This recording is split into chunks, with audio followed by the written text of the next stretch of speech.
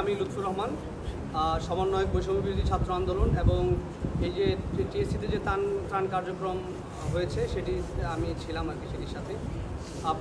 পাশাপাশি তিনজনের একজন, পাশাপাশি জাতীয় বন্যা পুনর্বাসন যে কমিটি হয়েছে সেটির সদস্য হিসাবে আছি এবং আমার সাথে আছেন আমাদের বৈষম্য বিরোধী ছাত্র আন্দোলনের সমন্বয়ক আবু বাকের মজুমদার। তো আমি এখন আমাদের যে অবশিষ্ট টাকা 9,91,00,000 টাকা, যেটি আমাদের দুইটি ব্যাংক অ্যাকাউন্টে রয়েছে, একটি হচ্ছে ঢাকা বিশ্ববিদ্যালয় সোনালী ব্যাংক শাখায় এবং টিএসসির জনতা ব্যাংক শাখায়। তো আমরা এই টাকাটি আসলে কি করব? তো আমরা যখন আমাদের 4 তারিখে যখন আমাদের ত্রাণ কার্যক্রম স্থগিত করা হয় 4 সেপ্টেম্বর, সেদিনই কিন্তু আমরা প্রেস ব্রিফিংয়ের মাধ্যমে বলেছিলাম যে আমাদের যে অবশিষ্ট টাকা রয়েছে সেটি আমরা বন্যা কবলিত যে জেলাগুলো সেটির পুনর্বাসন কাজে ব্যয় করব। তো এটি নিয়ে আমরা সে সময় বুয়েটের সাথে বসেছি, বুয়েটের যারা বিশেষজ্ঞ যারা রয়েছেন, বিশেষ করে সিভিল ইঞ্জিনিয়ারিং ডিপার্টমেন্টের সাথে বসেছি, পাশাপাশি দুর্যোগ বিশেষজ্ঞদের সাথে বসেছি, এছাড়াও যারা এই রিলেটেড যারা বিশেষজ্ঞ রয়েছে তাদের সাথে বসেছি। এরপরে আমরা যে সিদ্ধান্তটি নিয়েছি সেটি হচ্ছে আমরা আমাদের যে এই যে টাকাটি, সেই টাকা আমরা আসলে দুইভাবে খরচ করার প্ল্যান করেছি। একটি হচ্ছে আমরা 8 কোটি টাকা ত্রাণ মন্ত্রণালয়ের মাধ্যমে প্রধান উপদেষ্টার তহবিলে দিব। দেওয়ার পরে যেটি হবে, আমাদের যে বৈষম্য বিরোধী ছাত্র আন্দোলনের ছাত্র প্রতিনিধি যারা জাতীয় বন্যা পুনর্বাসন কমিটিতে রয়েছেন, এছাড়া বন্যা কবলিত জেলাগুলোতে আমরা প্রত্যেক জেলাতেই ছাত্র প্রতিনিধি আমাদের পক্ষ থেকে দিয়েছি, যেটি ত্রাণ মন্ত্রণালয় চেয়েছিলেন। তো তাদের তদারকিতে এই 8 কোটি টাকার যে পুনর্বাসন কার্যক্রম সেটি তাদের তদারকিতে সংগঠিত হবে, পরিচালিত হবে।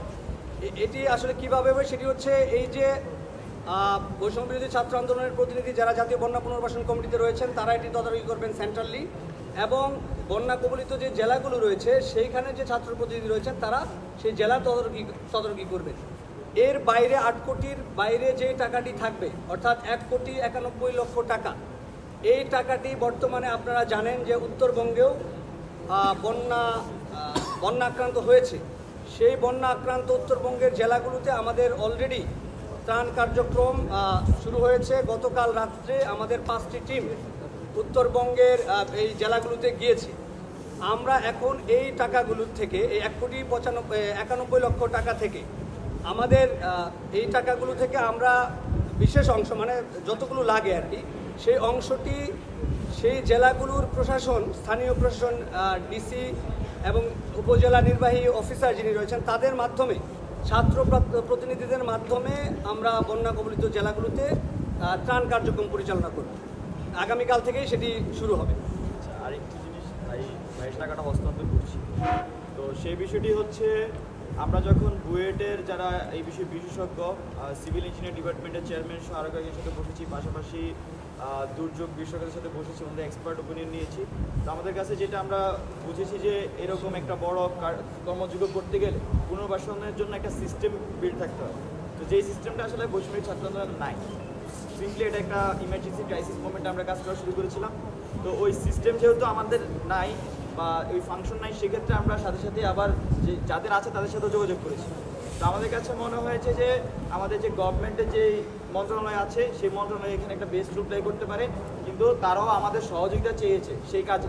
তো ওনারা যেহেতু সহযোগিতা চেয়েছে, সেই প্রেক্ষিতে আইজিটি বলেছেন যে আমাদের বিভিন্ন স্থানীয় পর্যায়ে যারা আমাদের সাথে কাজ করেছে বৈষম্য বিরোধী ছাত্র আন্দোলনে, একই সাথে যারা এখানে কাজ করেছেন, যারা স্থানীয় পর্যায়ের সাথে খুব কানেক্টেড, তাদেরকে একসাথে রেখে সকলের সামঞ্জস্যে আমরা এই কার্যক্রম, পরবর্তী যে কার্যক্রম সেটি পরিচালনা করব।